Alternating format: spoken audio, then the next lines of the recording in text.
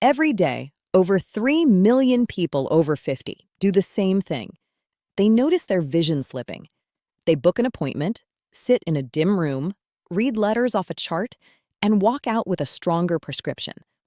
That is the entire clinical response to a progressive physiological problem, a stronger lens to compensate for a weaker eye.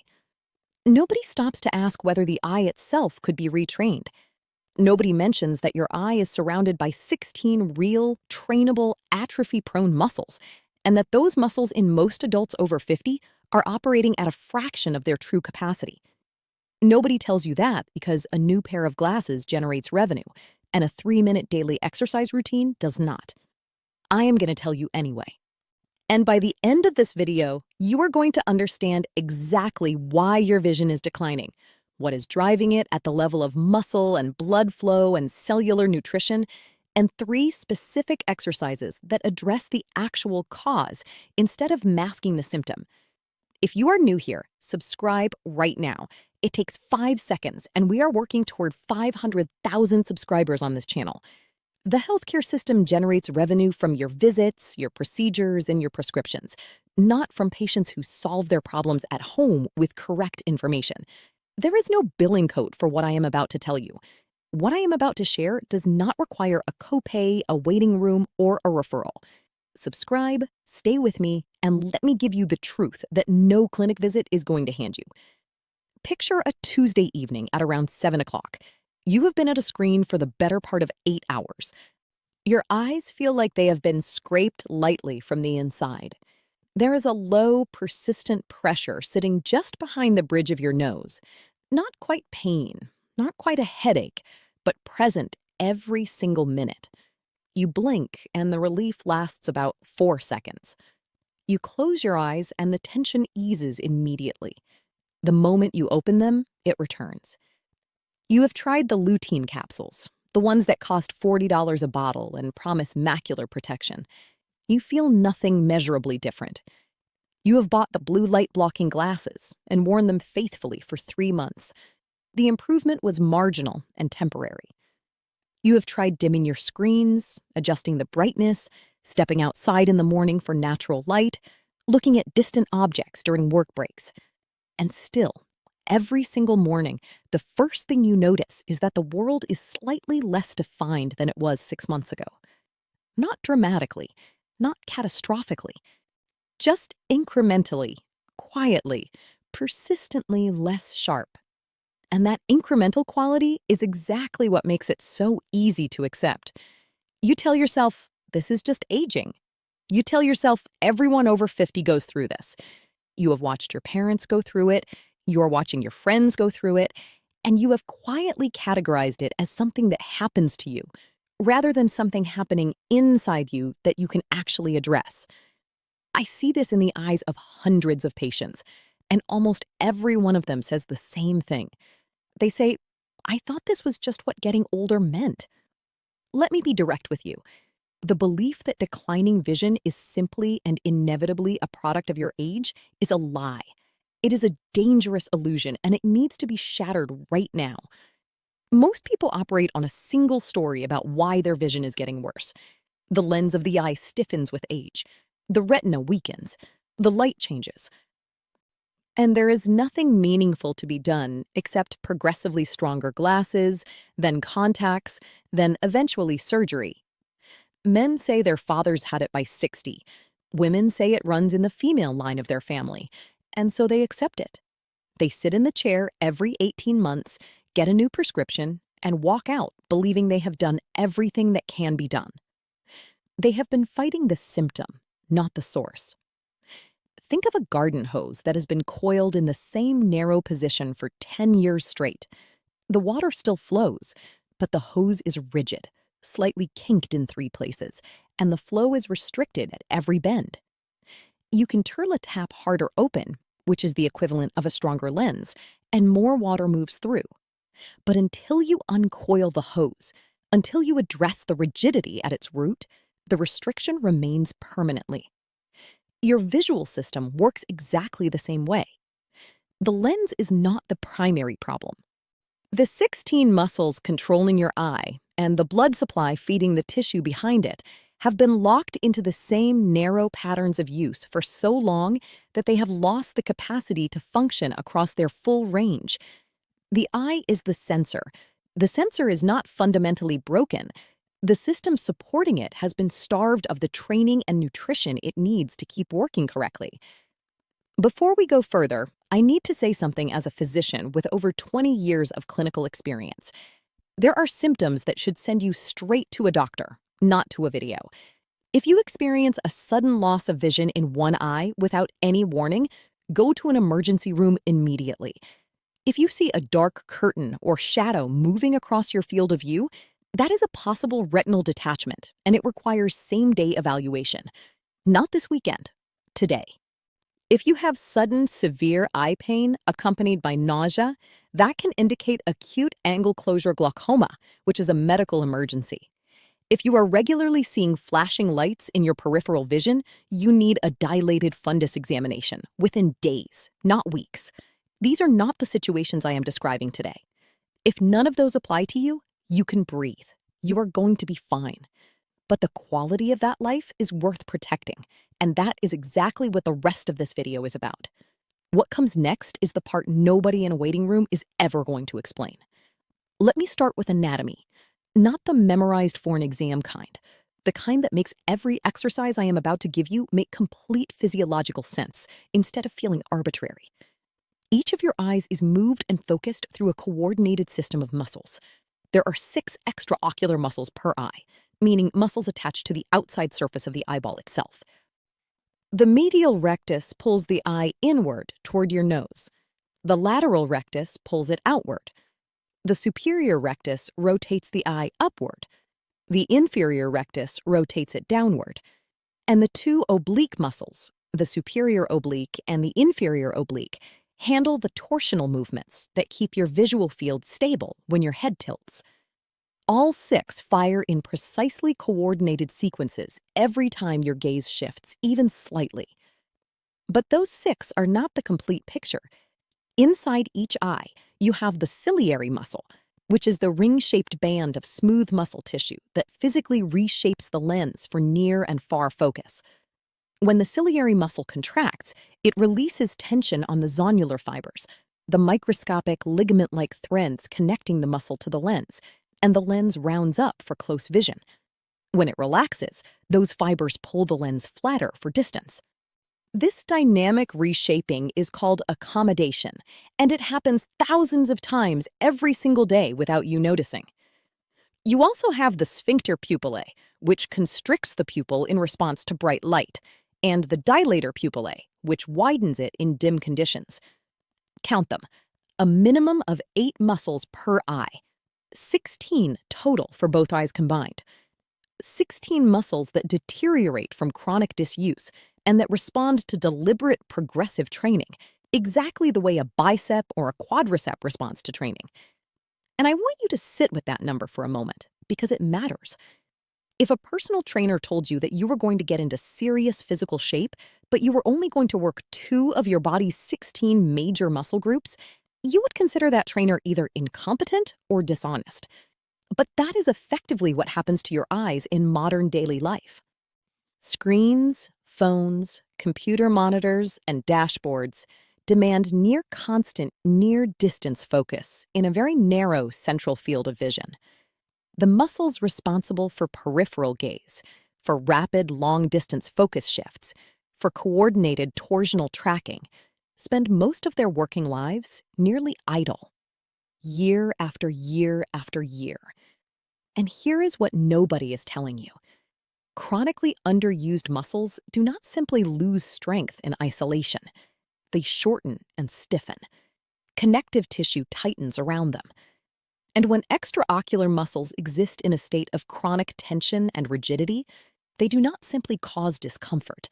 They exert mechanical compression on the eyeball itself. The eye is not a completely rigid structure. It has walls, it has internal fluid dynamics, and it responds to external pressure. When the surrounding muscles are chronically contracted, they compress the globe, and that compression restricts the microcirculation, which are the tiny blood vessels supplying the retina. And the retina is not just tissue. It is an extension of your brain located inside your eye. It is neural tissue. Neural tissue is the most metabolically demanding material in the human body, and it is exquisitely sensitive to even modest reductions in blood supply. When retinal perfusion drops, even slightly, visual acuity follows. That is the mechanism. That is what is actually happening. Research from the Department of Ophthalmology at Columbia University has demonstrated that sustained near-focus activity, the kind that defines modern screen-heavy daily life, produces a state called accommodative spasm in the ciliary muscle, where the muscle locks into a contracted position and loses its ability to relax fully even when you shift your gaze to a distant object. A population-level study involving over 40,000 adults found that people who spent more than 6 hours per day focused on near objects had significantly higher rates of both myopic progression and reduced accommodative amplitude compared to those whose daily visual activity was more varied. The implication is not subtle.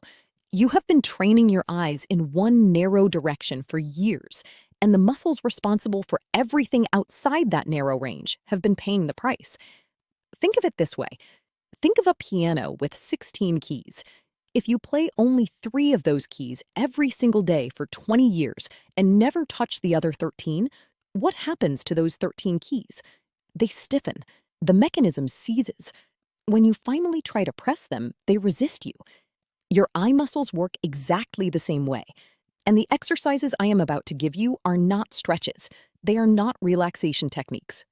They are progressive resistance training applied to a system of 16 muscles that most people have not genuinely challenged since childhood. But that is only half of what is happening. The second part is what most doctors never check. I want to tell you about one of my patients. I will call her Dorothea. 62 years old, retired school principal. Not someone who complains easily. The kind of woman who managed a staff of 40 people for 3 decades and handled every problem before it became visible to anyone else. She only came to see me when she was, as she put it, past the point of managing. She had been dealing with progressive vision loss for 4 years. Both distance and near had declined steadily. She had 3 pairs of glasses, each one stronger than the last, and was already being advised to consider a 4th prescription update. She was also exhausted in a way she could not fully explain. Not sleepy, depleted. Her skin had a slightly yellowish cast that she had attributed to the lighting in her bathroom. I asked her the question I always ask before I look at any test result. I asked her, "Tell me what a normal Tuesday looks like for you, from the moment you wake up." She described a diet that was, in her own words, practical. Lots of convenience food, a great deal of processed deli meat because it required no preparation, and fried food 3 or 4 nights a week because cooking had become less of a priority since retirement. She was not someone who drank heavily. She exercised moderately. On paper, she looked like a reasonably healthy woman who was simply aging. Her blood work told a different story. Her liver enzymes were elevated. Her vitamin D level was critically deficient at 19 nanomoles per liter, which is less than half of the minimum threshold for adequate function, and her inflammatory markers were measurably high. I said to her, "Dorothea, your eyes are not failing in isolation. They are failing because the system supplying them has been running on a depleted tank for years." She looked at me for a long moment and said, "Nobody has ever explained it that way before." And right then, the picture clicked into place for her. She was referred to a gastroenterologist who confirmed early hepatic inflammation. The dietary changes, the vitamin D correction, and the exercise protocol I am about to describe were all implemented simultaneously. 8 weeks later, Dorothea came back in. Her energy had returned. The yellowish cast in her skin was gone. And at her next ophthalmological evaluation, for the first time in 4 years, her prescription did not need to be strengthened. The decline had stopped. Closing verdict on Dorothea's case. The eyes were the signal. The liver and the nutrition were the cause. Nobody had thought to look beyond the eye itself. Now here is where it gets critical. And I need you to pay close attention. Your diet is either protecting your eyes or quietly destroying the metabolic environment they depend on. Two categories of food consistently compromise liver function, and by extension, retinal health, in ways that almost never get discussed in an optometrist's office. The first is fried and smoked food. When food is cooked at high temperatures in oil, a family of toxic compounds is generated. These include polycyclic aromatic hydrocarbons and oxidized lipid products, both of which are directly damaging to liver cells, meaning hepatotoxic. The liver is the organ responsible for neutralizing these compounds.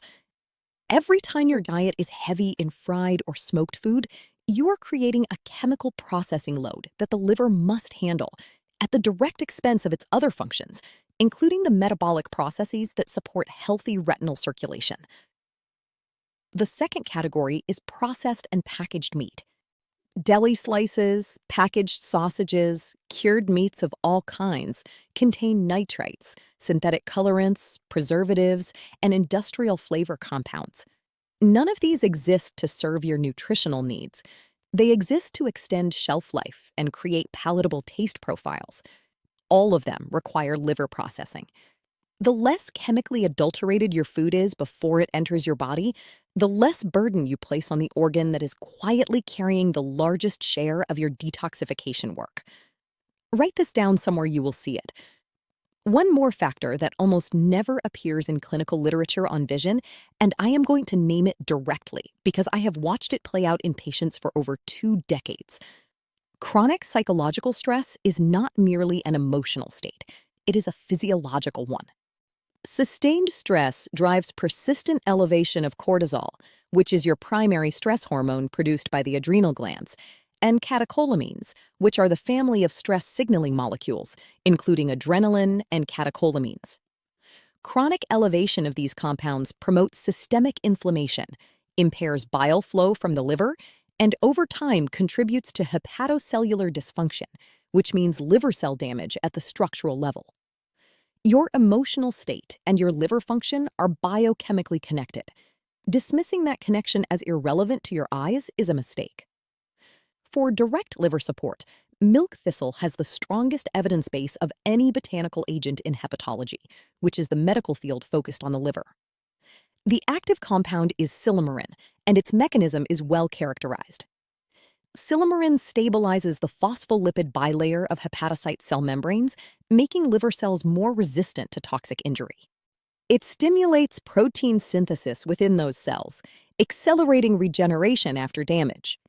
And it functions as a potent antioxidant, neutralizing the reactive oxygen species generated when the liver processes harmful compounds. This is not folk medicine. These mechanisms are pharmacologically documented. Now, here is exactly what to do. I call this the 3-part visual reset. 3 exercises, a combined daily investment of 3 to 5 minutes, attached to anchors you already use every single day, so they require no additional willpower to begin. Part 1 is called the full arc sweep. Without moving your head, take your gaze as far as possible to the right. Maximum lateral position. Hold it for 2 seconds. Now slowly, deliberately, sweep your gaze across the full horizontal arc, from the extreme right to the extreme left, then back. The sweep should take about 4 full seconds in each direction. Slow and controlled, not a flick. You should feel a distinct pulling sensation on the opposite side from the direction you are moving toward. That sensation is not injury. It is a chronically shortened extraocular muscle being brought back through its functional range for the first time in possibly years. The disappearance of that discomfort over the first 7 to 10 days of consistent practice is a reliable indicator that the muscle has regained healthy resting tone. Perform this sweep 10 times in each direction. It takes under 90 seconds. Attach it to your morning coffee. The moment the cup is in your hand is the moment you begin. Part 2 is orbital pressure release. Place one fingertip at the inner corner of your eye, resting primarily on the firm, bony orbital margin, the nasal bone immediately beneath. Place a second fingertip at the outer corner of the eye, again resting on solid bone. This bone contact is essential. It prevents inadvertent pressure on the globe itself. With the soft pad of each fingertip making the lightest possible contact with your closed eyelid, initiate a fine, rapid vibration. Small amplitude, fast frequency. Think of the lightest tremor of your fingertip rather than any kind of press or rub. Continue for 20 to 30 seconds. Then lift your fingers slowly away, pause 5 seconds, and open your eyes. The majority of people experience an immediate perceptual shift, a slight brightening of colors, a marginal improvement in sharpness. This is not imagination. It is improved microcirculation in the choroidal vessels, which are the rich blood vessel network supplying the retina from behind. Perform this once daily. Attach it to the moment your computer or phone screen first turns on in the morning. Part 3 is the spiral accommodation drill. Extend one finger at arm's length directly in front of you. Bring it slowly toward your face until the image just begins to soften at its edges. You are approaching your near point of accommodation. Hold the finger at that distance. Now, rather than simply moving it straight toward you and back, begin guiding it in a slow, deliberate spiral pattern. Circle outward in gradually widening arcs, then inward in narrowing ones. Keep focusing on your fingertip throughout the full movement. What you are producing is a multiplanar, dynamically varying training load on the ciliary muscle. The muscle must now adjust focus continuously as the visual target shifts position in three-dimensional space, not simply along a straight line.